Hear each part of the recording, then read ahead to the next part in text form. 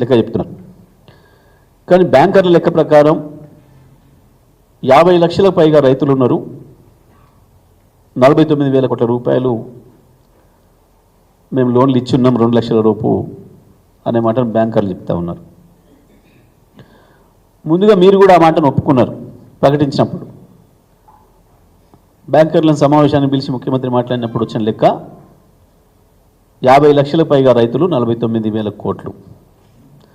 సరే, దాన్ని మీరే 41 తెచ్చిండ్రు, చివరికి 31 దగ్గర ఖాయం చేసిండ్రు.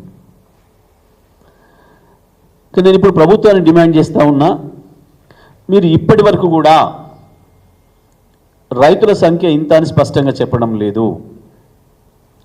నిన్న ఉత్తమ్ కుమార్ రెడ్డి గారు ఇచ్చిన దాన్ని బట్టి 22,37,000 మందికి ఏమో మాఫీ చేసినాం. ఇంకా 17,13,000 మందికి బాకీ ఉన్నాం. 31,000 కోట్ల రూపాయలు పూర్తిగా మేము చేయడానికి సిద్ధంగా ఉన్నాం అనే మాట చెప్తున్నారు. దీన్ని ఏ తేదీ లోపల పూర్తి చేస్తారో ప్రభుత్వం వెంటనే ప్రకటించాలి స్పష్టంగా. మేము రైతుల తరఫున డిమాండ్ చేస్తూ ఉన్నాం. రైతులు ఆందోళనలో ఉన్నారు. మీరు ఇచ్చిన ఆదేశాలు అస్పష్టంగా ఉన్నాయి. ఎక్కడికి వెళ్ళి మొరబెట్టుకోవాలి అనే విషయంలో ఒక్క మంత్రి ఒక స్టేట్మెంట్ సరిగా ఇవ్వడం లేదు. తలా ఒక మాట మాట్లాడుతున్నారు.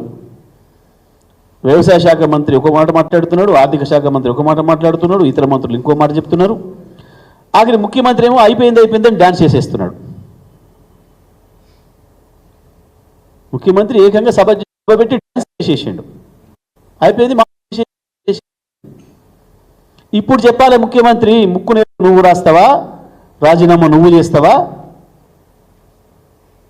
మేం చేయాలి, మా నాయకులు చేయాలి. ఒక సభ పెట్టుకొని సభలో ఇన్ని పచ్చబద్దాలు మాట్లాడుతూ, నోటుకొచ్చిన బూతులు మాట్లాడుతూ, నువ్వు చేసిన ప్రహసనం ఇవాళ ఉత్తమ్ కుమార్ రెడ్డి గారి స్టేట్మెంట్తో స్పష్టంగా తేలిపోయింది. ముఖ్యమంత్రి చెప్పింది అక్షరం పచ్చి అబద్ధం అనే మాట. రాజీనామా చేయమని హరీష్ గారిని డిమాండ్ చేసినాం. చేయి, నువ్వు చేస్తావా ఇప్పుడు, లేదా క్షమాపణలు చెప్తావా, చెంపలు వేసుకుంటావా? తెలంగాణ రైతాంగాన్ని మోసం చేసినందుకు మొత్తం అయిపోయింది, అందరూ చేసేసినా అని చెప్పినావు. నీ లెక్క ప్రకారమే ఇవాళ ఇంకా 17,13,000 మందికి నువ్వు ఇవ్వకపోయినా ఇచ్చినా అని చెప్పినందుకు నువ్వు చెంపలు వేయాలి, చెంపలు వేసుకోవాలి, నువ్వు క్షమాపణలు చెప్పాలి ముఖ్యమంత్రి.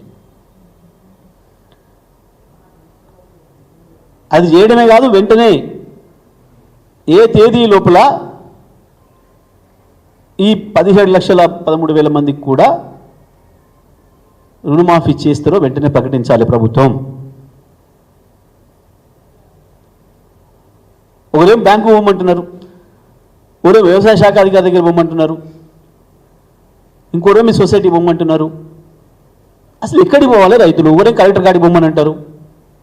ఒక్కొక్క మంత్రి తల ఒక తీరుగా రైతుల్ని గందరగోళపరుస్తున్నారు. మీ చేసిన తప్పులకు రైతులను బలి చేసే ప్రయత్నం చేస్తున్నారు. ఇప్పటికైనా ప్రభుత్వం ఒక స్పష్టమైన ప్రకటన చేయాలి. మొత్తం రైతుల సంఖ్య, మీరు చేయదలుచుకున్న రైతుల సంఖ్య, దానికి సరిపోయే డబ్బులు ఏ తేదీ లోపల అమలు చేస్తారో, బ్యాంకు ఖాతాలో డబ్బులు, రైతుల ఖాతాల్లో డబ్బులు వేస్తారో ప్రభుత్వమే స్పష్టంగా చెప్పాలి. రైతులను రోడ్ల మీద తిరగమని, బ్యాంకుల దగ్గర పోమని, బ్యాంక్ అధికారులకు రైతులకు గొడవలు అవుతున్నాయి, వ్యవసాయ అధికారులకు రైతులకు గొడవలు అవుతున్నాయి. మా దగ్గర ఏం లేదు పొమ్మంటున్నారు వాళ్ళు. స్వయంగా నేనే మాట్లాడిన వ్యవసాయ శాఖ అధికారులతో. పాపం చిన్న ఉద్యోగస్తులు, సార్ మాకేం తెలుసు సార్, మేమేం చేయాలి సార్, అసహాయంగా మాట్లాడుతున్నారు పాపం. నిజంగానే వాళ్ళ దగ్గర ఏముంటుంది? వ్యవసాయ శాఖ అధికారుల దగ్గర ఏముంటుంది? లోన్ తెచ్చుకునేదానికి వ్యవసాయ శాఖ అధికారికి సంబంధమే లేదు. లోన్ ఇచ్చే బ్యాంకర్కు తెచ్చుకున్న రైతుకు మాత్రమే సంబంధం ఉంటుంది. వారే చెప్పిండ్రు మొత్తం స్టాటిస్టిక్స్ ఇచ్చిండ్రు. ఆధార్ వివరాలు సరిగా లేని 1,65,000, ఖాతాలు తప్పులున్న 1,50,000, రేషన్ కార్డు లేని వాళ్ళు 4,83,000, 2 లక్షల పైన రుణాలు ఉన్న వాళ్ళు 8 లక్షల ఖాతాలు. క్లియర్ బైఫర్కేషన్ కూడా ఉత్తమ్ కుమార్ గారు చెప్పారు. మరి ఇంత స్పష్టంగా ఉన్నాక మొత్తం అయిపోయింది, దేశంలో ప్రపంచంలో ఎవరు లేని నేనే చేసినా ఎట్లా డ్యాన్స్ ఇస్తారండి? ఏం దగా, ఏం మోసం?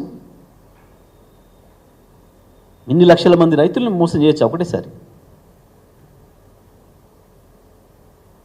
తప్పించుకుంటారా ఇంతమంది నుంచి? ఎందుకు జరుగుతున్నాయి ఇవాళ? ప్రతిపక్షాలు విమర్శ చేస్తే మాట్లాడుతున్నారు, చాలా ఆశ్చర్యంగా ఉంది. ఇంకా ప్రతిపక్షంగా పని మొదలు పెట్టలేము మేము. ఇవాళ వేలాది గ్రామాల్లో జరుగుతున్న విషయం అంతా రైతాంగం స్వయంగా అప్పుడు వాళ్ళ వివరాల కొరకు వెళ్ళి బ్యాంకు వెళ్ళినప్పుడు, ఇంకో చోటుకి వెళ్ళినప్పుడు, మీరు చెప్పిన అధికారి దగ్గర వెళ్ళినప్పుడు అక్కడి నుంచి సరైన సమాధానం లేని పక్షంలో రైతులు రోడ్డు మీద కూర్చుంటున్నారు వచ్చి.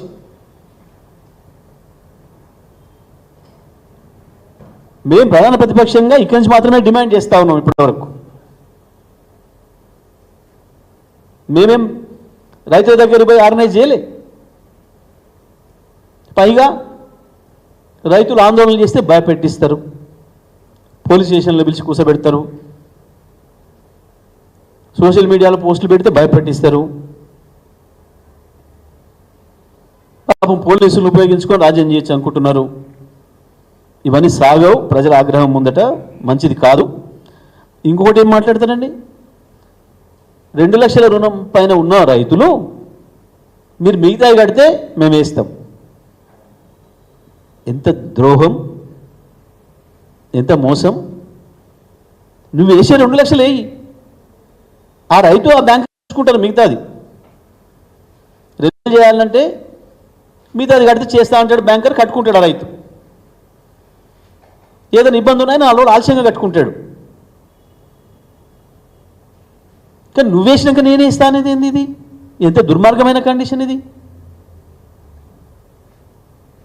నువ్వు ఆయన ఏదో ఇబ్బంది ఉంటే తెచ్చుకోండి, ఒక 5 లక్షలు తెచ్చుకోండి ఒకవేళ అనుకుందాం. నువ్వు 3 తెచ్చి కడితేనే నేనే ఇస్తా అంటే 3 ఏంచి తేవాలి? 3 రూపాయల వడ్డీ తేవాలన్నా? రైతు ఎంచి తేవాలి? నువ్వు వేసిన 2 వేసే అంతే, మిగతాది వాళ్ళ తిప్పలు వాళ్ళు పడతారు, వాళ్ళ బాధలు వాళ్ళు పడతారు. నీ 2 పడ్డాక ఇన్నో బదులు అడుక్కొచ్చుకుంటారు, మిగతా కూడా కట్టుకుంటారు, మళ్ళీ రెన్యువల్ చేయించుకుంటారు. కానీ మీరు వేసినాక మేము వేస్తే అది కూడా అడుగుతున్నారు రైతులు. నాకు స్వయంగా నాకే చెప్పారు నిన్న మన రైతులు, సార్ ఆ 2 వాళ్ళు ఏ లోపల వేస్తారో, ఏ లోపల మమ్మల్ని కట్టమంటారో డేట్ ఇవ్వమనండి. ఇది రైతాంగం నాకు చెప్పిన విషయాన్ని నేను మాట్లాడుతున్నా. ఏ తారీఖు లోపల మేము మిగతా జమ చేయాలి చెప్తే మేము ఆ తారీఖు లోపల చేస్తాం, ఆ తారీఖు లోపల ప్రభుత్వం కూడా 2 చేస్తే మళ్ళీ మేము తెల్లారి తెచ్చుకుంటాం. ఈనాడు అపసప్పు చేసి తెచ్చి కట్టుకుంటాం. మరి మేము అవతల ఇంత అప్పు తెచ్చి వడ్డీ తెచ్చుకున్నాక, బయట వడ్డీ తెచ్చుకొని కట్టినాక మళ్ళీ ప్రభుత్వం చేయకపోతే మా బాధ ఇట్లా ఏం చేయాలి? మేము ప్రభుత్వం నుంచి స్పష్టత కావాలి. రైతాంగం అడుగుతున్నమాట, ప్రభుత్వం నుంచి మాకు స్పష్టత కావాలి.